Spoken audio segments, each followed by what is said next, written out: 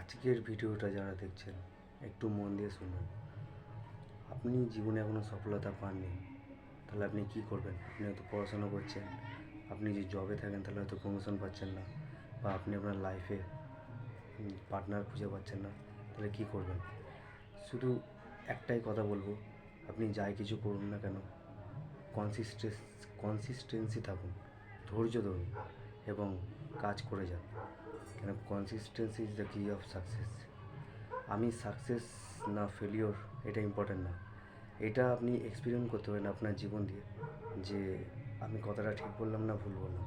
তো জীবনে সবথেকে গুরুত্বপূর্ণ হচ্ছে আপনি যে কোনো কাজ রেগুলারলি অল্প অল্প করে যদি করে যান, আর কনসিস্টেন্সি যদি থাকে, 1-2 বছর যদি করে যান, আমি আপনাকে বলছি আপনি অবশ্যই সাকসেস পাবেন।